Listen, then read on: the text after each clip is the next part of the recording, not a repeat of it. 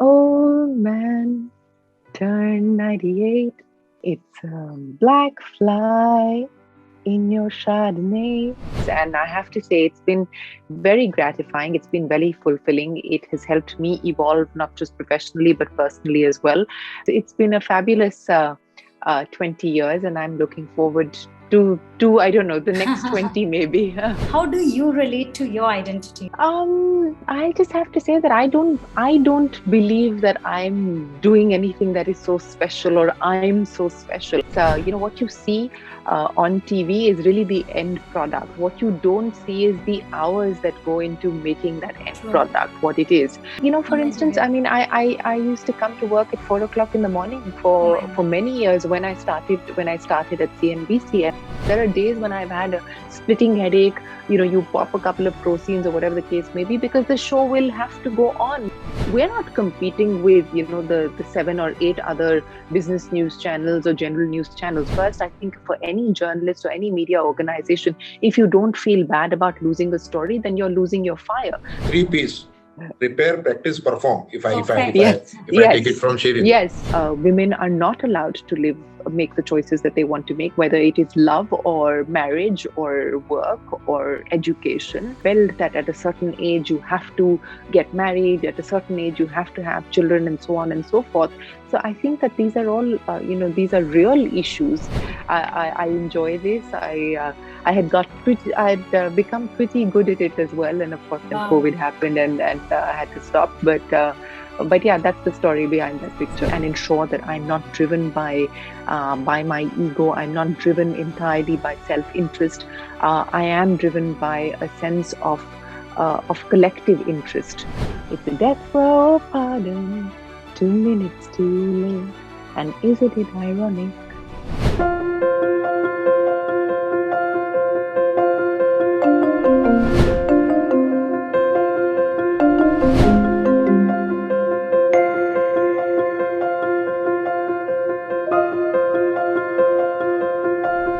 Thank you so much, Shireen. It's so much nice a moment for me to have you with us, and welcome to India Podcast.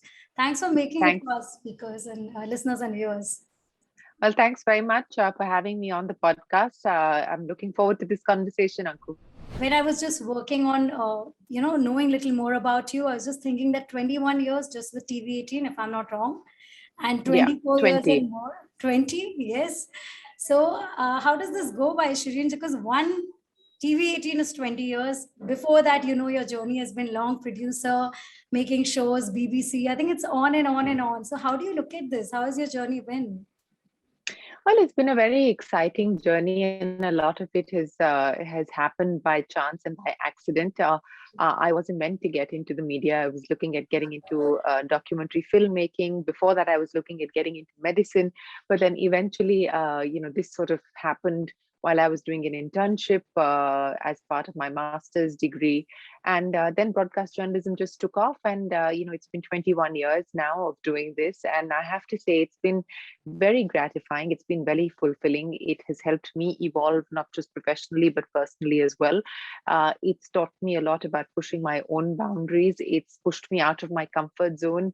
And it's been a great learning experience. I think I've been able to get the opportunities of meeting people, of doing things that typically you would not be able to if you're sort of in a non-media job. And even within the media, not everybody is lucky enough to get the versatility and the wide canvas that I've had the opportunity to play with.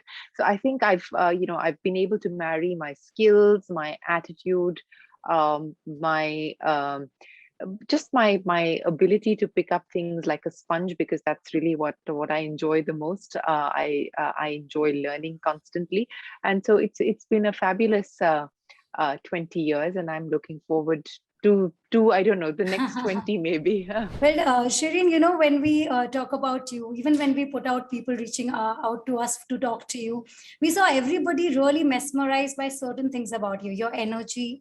Of course, you're the most beautiful lady we want to see on screen because we wake up to seeing you. So there's so many identities that are attached to a woman when she becomes the lead in her sector. You're a woman journalist, you're beautiful, you're bold, you're intelligent, you're out there, you're outspoken. How do you relate to your identity? There's so many hats, feathers on your hat right now. You've become the boss lady now. You started as an intern producer. So much to your journey. What is that you hold to your identity, Shruti? I think my identity is, to start with, I am grateful for the fact that there's an appreciation for the work that I do.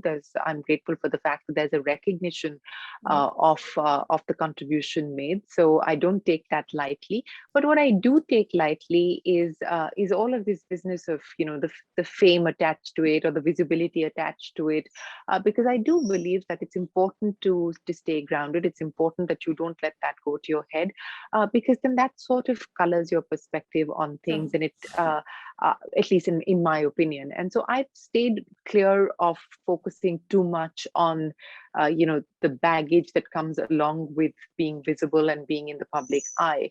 I've really stayed much more focused on my craft. I've stayed focused on what I want to do. I've stayed focused on what I want to achieve.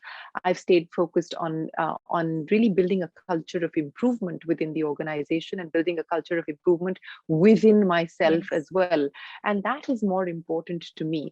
I believe strongly in a collaborative environment. I believe strongly in being able to work with people and to take people along. So I believe in an environment of communication, of clarity, and of collaboration. And those are the things that are important to me, not so much you're the best this or you're the best that, or, so on and so forth, because those are very ephemeral. Today, you're, the best or number one or so on and so forth. And tomorrow you won't be. So, I don't attach so much of those attributes to who I am as a person, or who I want to be, because as I said, I mean, that's all very ephemeral. It's transitory. Today it will be there, tomorrow it may not. So I just believe I believe in focusing on things that I feel are much more long lasting, and really part of who you are as an individual. So how do you get off not getting out to your head? It doesn't touch your head. Koi reason hai? What makes you like that? It's not easy.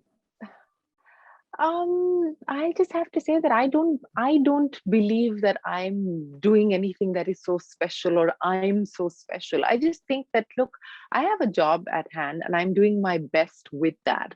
I'm bringing my self to my workplace or to anything that I do with 100% commitment, with 100% sense of ownership. So I don't really feel like I'm doing anything that is particularly special and I need to be treated differently, or I need to be treated specially. I don't have a sense of entitlement.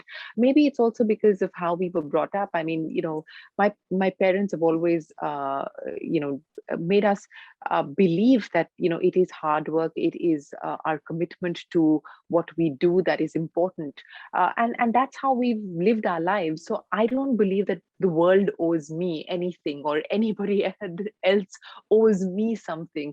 I believe I'm here to do a job. I'm doing it to the best of my ability, and the result and the outcome is linked to that. So if people appreciate what I do, they will shower me with love and appreciation, and I'm grateful for that. But I don't think that I'm entitled to that. I don't take that for granted at all, and perhaps that's what makes me seem different to you. There's one question that a lot of people wrote to us to ask you particularly is, in this whole corporate business journalism, there's an understanding that's very glamorized. It's very easy. All you have to do is don yourself with a lot of makeup, good looks and all that, and the confidence, and you're there.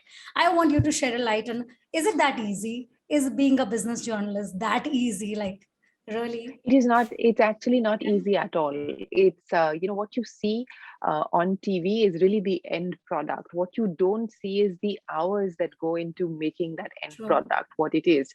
So there's so much time that we spend on research. There's we don't really have Can you share a moment, Shereen, when you were like, people think it's just easy for Shereen, it's just like she's used to it, or you had your moment like just before going? No, I mean, for instance, I mean, I used to come to work at 4 o'clock in the morning for many years when I started at CNBC, and that is because I was anchoring the early morning show, and it required me to come in, it required me to prepare, it required me to read, update myself on what was happening with the Indian market, what had happened previously overnight with the global market. So, which means that I was I had to leave home by like 3 o'clock in the morning, and I had to be in office by 4 and get ready and Yes. be prepared. So this is not easy. There is a lot of personal sacrifice involved. When you're doing a live show, I've been doing a live show every night at Yes. 9 p.m. for the last, 15 plus years. And that means that I don't have the ability to say, Acha, chalo, aaj main dinner ke liye chal rahi hu, I'm going to watch a movie or whatever. I mean, those are just, you don't have the ability to do that. And remember, it's all live, so you don't get a chance to do it again. You don't get a chance for a do-over. So you have to be absolutely clear about what you bring to the table. You have to be prepared. And your And state of mind has to be like all the time. on the ball all the time. So these are not things that are easy. These are things that require a lot of hard work. It requires a lot of commitment. It requires a lot of resilience. There are days when I've had a splitting headache.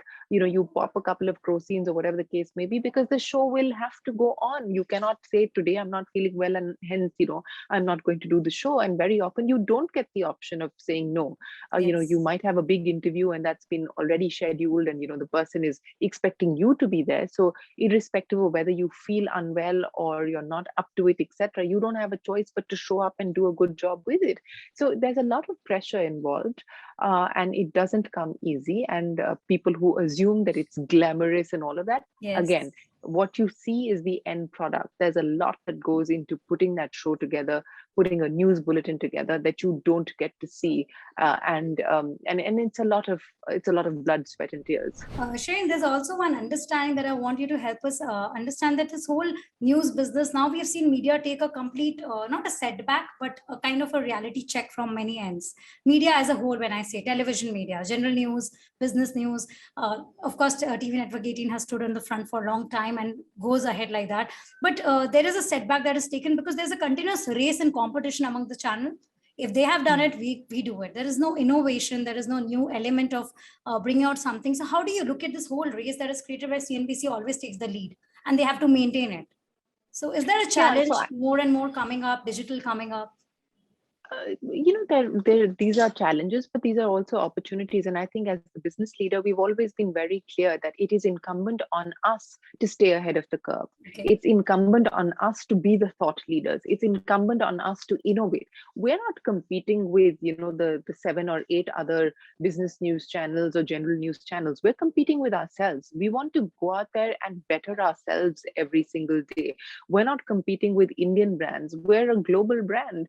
Yes. So what we are very clear about the fact that we have a specific brand DNA. We have a specific brand promise, which is to provide our viewer with actionable, verifiable information every single day, information that they can use in all aspects of their lives, information that helps them make better informed decisions. And that drives us. That's our purpose.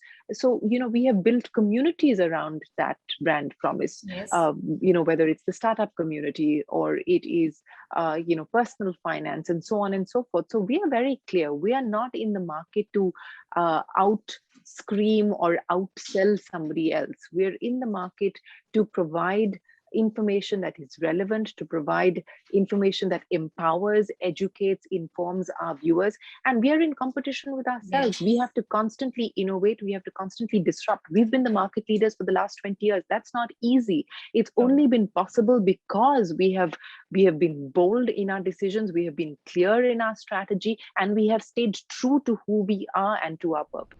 But there's never a rat race in the mind. Oh my God, they got it first. Let's do it first. This first coming or first taking the interview, is that always there in the competition? No, of course. It is conscious. I mean, of course, we would like to get an interview. We would like to get an interview first. We would like to break a story first. I think for any journalist or any media organization, if you don't feel bad about losing a story, then you're losing your fire.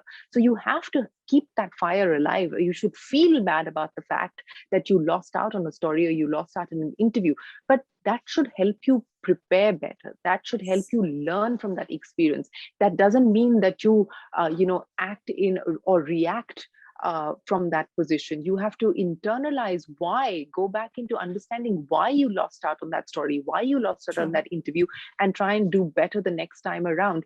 So I just think that these are things that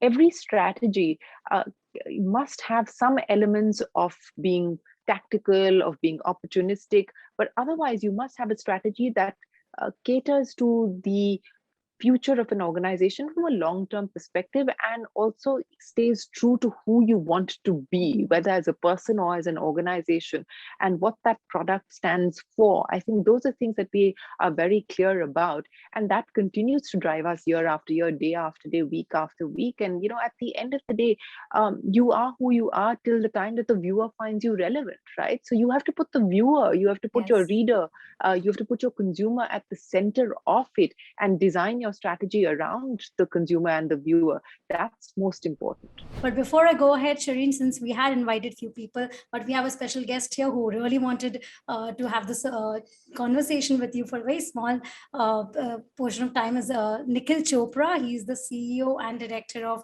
JB Chemicals and Pharmaceuticals. Hi, Shireen. Happy to reconnect with you. Nice to see you as well. I've been following you for a long period of time, and very happy to state the fact on the table that you are among the top women celebrity in the world of business journalism. And what I see, Shireen, over a period of time, that diversity as a subject is gaining a lot of momentum, and many women leaders across organizations are now playing a pivotal role in running the management, or are in the boards of many of the organizations. So what is your take, Shireen, on the entire world of diversity, and where are we heading from here? Well, Nikhil, thanks very much and good to see you. I think, it's about time that organizations wake up to the fact that we need to be diverse. We need to ensure that there is adequate representation of women, not just in the workforce, but also in leadership positions. There's no reason why women are kept out. And I think if you create a merit-based organization, I think if you create an environment where, women are supported through some of the phases in their lives, which are real, whether it's maternity or so on and so forth, and you make the environment conducive for a woman to feel valued, to feel appreciated, to want to stay on within the workforce. I think you will have a very strong pipeline of talent. I've seen it here at CNBC TV 18, for instance. I mean, there is a bunch of women across leadership roles. I mean, there's me, there's several of my colleagues who lead functions. Exactly, and and we've been very clear that we don't view positions from a gender lens. We view positions from the lens of who is best placed in that role. It could be a man, it could be a woman. So I think that is the approach that we need to take.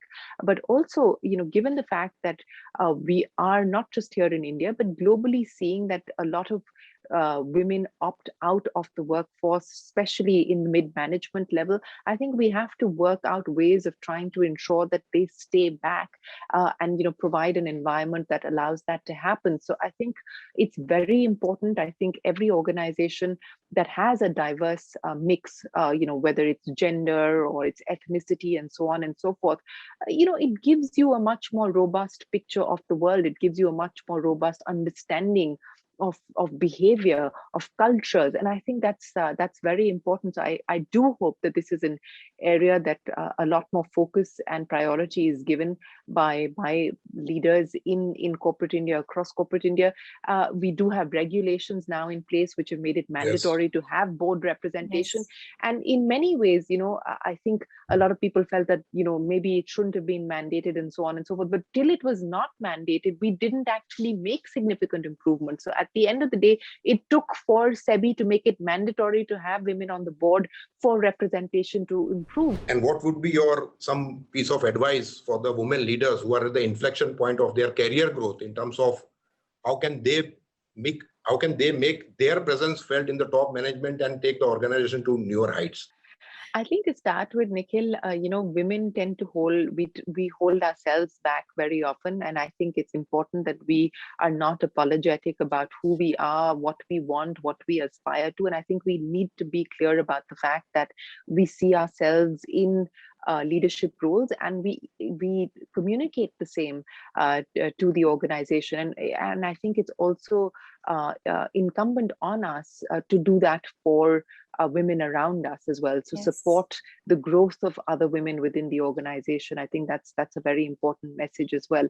And I think really build a culture where you nurture a support system which includes men and women. You create a culture where you have mentorship and constant mentoring, Yes. because all of those things I think are important. People very often have self-doubts. People very often want advice or guidance, and I think those are the times when, if there is a set of people or a support system within the organization that they can go to, I think that makes a big difference in just being able to sort of benefit from that. So I think these are some of the things that we need to do. But have confidence in yourself, self-belief, and there will always be those nagging doubts saying that you're not good enough. You're if you take this on, maybe you will have to sacrifice some other aspects of your life, and so on and so forth. I think it's important to see things in perspective. You cannot have it all at the same time. You will have to choose your priorities, and you can review those priorities on a daily basis, on a weekly basis, on a monthly basis. But I think it's important that women don't hold themselves back, and it's important that organizations support women. Shireen, I have a very interesting segment for you. Now you have to be honest with us. It's called Myths and Facts. It's your choice. You tell us whether it's a myth or a fact, and it's based on what people have written to us. So I put it through you. So we begin with the first myth and fact option that came to me was business journalists. Okay, take it in stride. They have access to the market tips and hence stock inside information. So it's a benefit to be a business journalist because they can just get access to a lot of things. Is it a myth or a fact? It's a myth because it's a myth that we can benefit from it. It's a fact that we have access to information, but it is a myth that we can benefit from it because our contracts are very, very clear. That I cannot trade in the markets, for instance, personally or through my family. Yes. And this is very clear. These are part of our contractual obligations. These are part of our employment contracts. So that is something that we take very seriously. And of course, there will be some bad apples, as there are bad apples everywhere. But we ensure that this is very clearly communicated and reiterated during the course of all our engagement within the organization with each of our team members. So we cannot benefit from that information, which means that there's very clear strictures on where you can invest, how you can invest, etc. Trading, investing directly, etc. is not allowed for any of us. Now, one interesting question has come is all anchors and journalists all the time are not aware of what they're going to talk on screen. Sometimes they cover up. Is that true? Myth or a fact? Sometimes I wouldn't say they're not aware completely, but for instance, there are some sectors that more about, and there are some sectors where your knowledge will be superficial at best, because that's not a sector that you go deeply into. But there will be enough for you to be able to have a conversation. So again, as I said, today I'm perhaps I could speak from a sense of authority or a position of authority as far as the startup space is concerned, but maybe I wouldn't have that authority over a subject that I'm not that closely involved with. But the job of an anchor or the job of a reporter is to go into, to trying to understand the subject that you're dealing with. So effort has to be made, and that is incumbent upon us. We have to go in there to understand. But again, as I point out, you're in a live situation. So there is a news break or a story develops, and you might be in the studio, and you possibly have to, at that point in time, think on your feet, have the ability to connect the dots in a live situation, and make sense of it, or help make sense of it. And also, there is absolutely no shame, and I truly believe that, no shame in acknowledging the fact that you don't know, and you don't know enough, and there's no harm admitting it. And you can say that very honestly, that look, and I say that very often, if there is something that I'm not completely sure of, I will say that on my program, that look, I understand, or I'm given to believe that this is the situation. It may or may not be. Please correct me. So there's absolutely no shame in that at all. We move to this particular fun area where you say, if you wake up, Shireen, one morning, and we say you wake up as these people, just give us one liner. What do you think you must be thinking today at this point? Okay, so if you wake up as Nirmala Sitharaman today.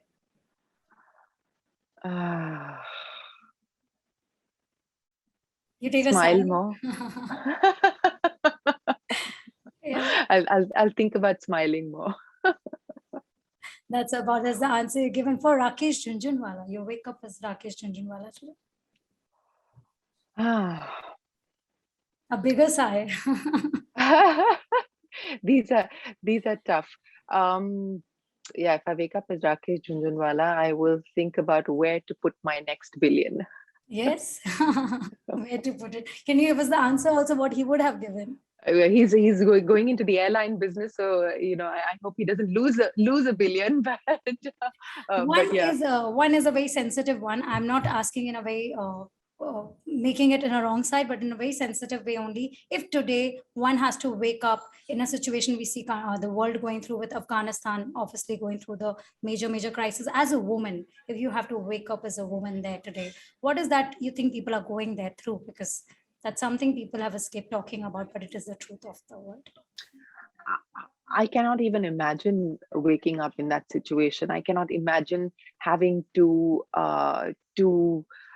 be told what to do, what to say, what to wear, what job you can do or not do. I cannot imagine that. I think, many of us are very blessed and privileged to not have the ability to make your own choices. I cannot even imagine being in that situation. So I can't, it must be devastating at this point in time for women in Afghanistan to think about this future, which is so uncertain because you don't know, Yes. and you don't have the ability to understand how this is going to play out for you. So a lack of control over your own destiny, over your own choices. What can be worse than that? There's no black or white, right? I mean, if a woman is not being allowed to live her life in the way that she chooses to live her life, whether it's in India or in Afghanistan, that there's no subjectivity there. That's it's wrong. Every individual should have the right to live their lives the way that they want to, to their true potential. So I don't think that there's any subjectivity over there, and that requires us to think that this is a gray area. No, it's not. This is a black and white area. People should have the ability to make the decisions that they want to make. People should have the ability to decide if they want to work or not work, if they wish to dress a certain way or not dress a certain way, eat a certain way, not eat a certain way. I mean, that's not black and white. That's black and white. That's not gray. Shireen, is that freedom allowed as a woman leading voice in the country in any sector we guys are? Is that freedom allowed, or there's a partial diplomatic way we deal with it now? Like no, we are allowed, but we are not allowed. No, I think it's different in different organizations. I don't want to generalize, but of course, the patriarchal system is alive and kicking. There's no running away from that. And you even today, I mean, you have a situation where women are not allowed to make the choices that they want to make, whether it is love or marriage or work or education. And that's a reality that we live with. Women feel compelled that at a certain age you have to get married, at a certain age you have to have children, and so on and so forth.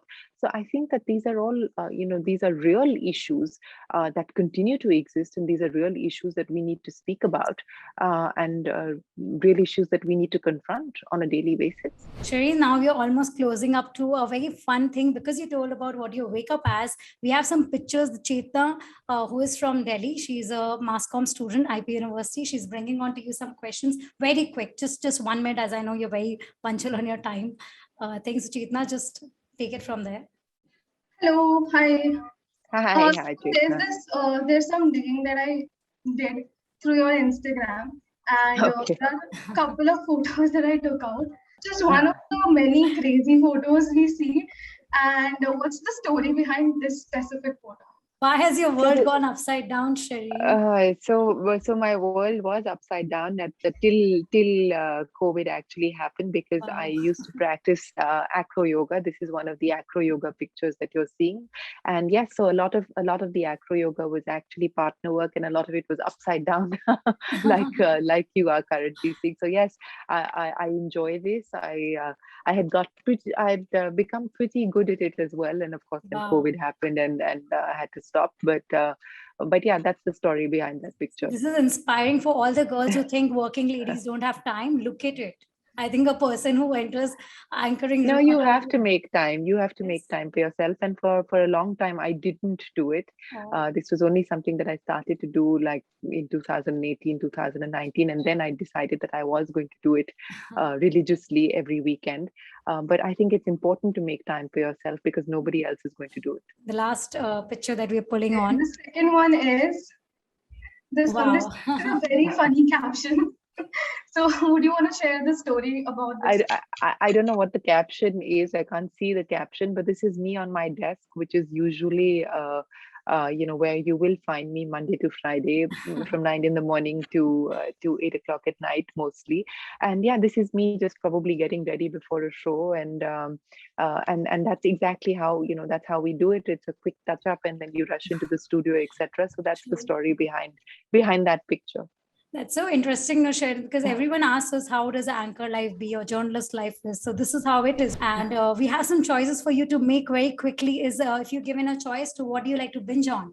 What are your favorite content, binging on content that children likes? I binge on food. I'm not a content binger. So if you were to give me a choice, I would binge on food. That is my number one passion in life. So I doubt that, Shirin. We all doubt that. No. Absolutely, that is my number one passion in life. In fact, my dream job is to be able to travel the world and maybe like do a food show. That would be like the dream job for me. So. That's something I did not expect because looking at you, we can never believe you even eat. I mean, people come and say, how does she stay fit? I eat very well. Being a business journalist or content creator? It's the same, right? I mean, as a business journalist, I am creating content. I'm hoping that content is of use and value and meaning to the viewer. So I think that it's not very different. I mean, it's different for the different mediums. So maybe on Instagram, it'll be different from what I do on the channel. Maybe what I put out on Twitter will be different, but essentially it's all the same. It's giving out a message, it's telling a story, and that's my job. Storytelling is my job. So that's what I enjoy doing. And I think that is the prerequisite for being able to be in this business. So in the end, we have this segment, Turning Point of Life. And we just want to ask you, if you could go back in time, what and who would you want to be? Would you want to be the same person as you are, or would you like to do some things differently? I would certainly like to do some things differently, but would I want to be somebody else? No, I think I'm comfortable in my own skin. I think I would just like to have been much more of a risk taker.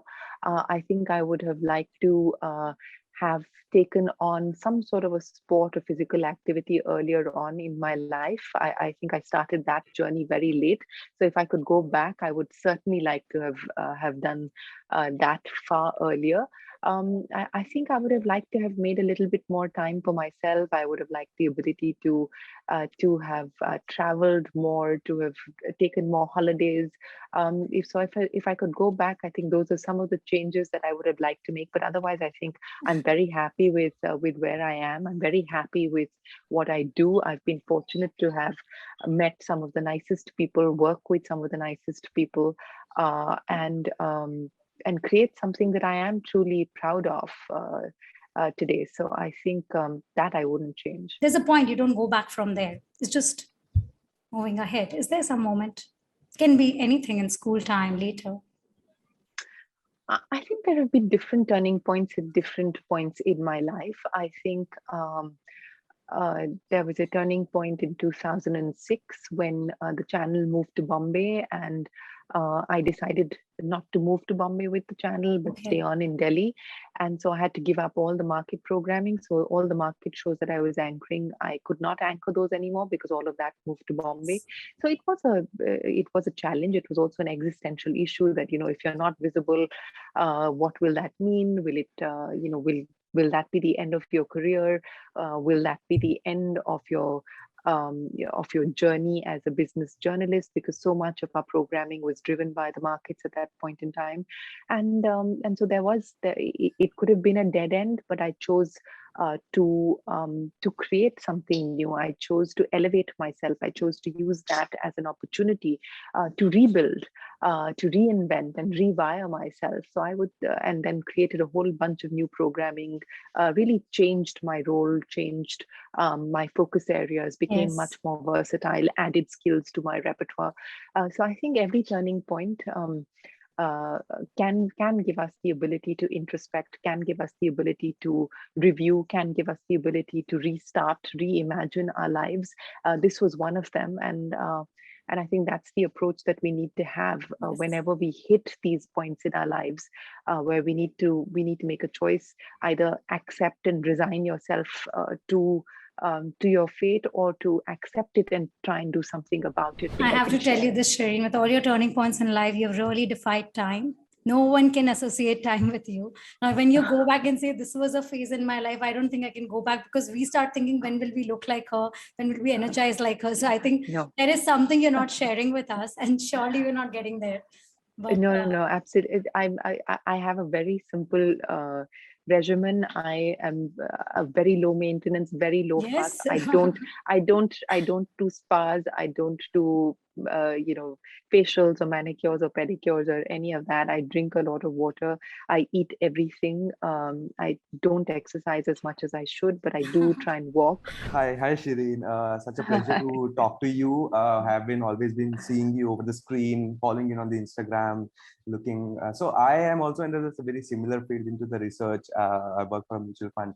So since we recently spoke about the changing point in life, so when you are really into that point in life, so how do you realize that is it? I mean, gonna take it or leave it? And so when you decided to, stay back there in Delhi and not move along with your, company in Bombay, what were the things which were going in your mind that time? So will it? So as you already said, will it? How will it pan out?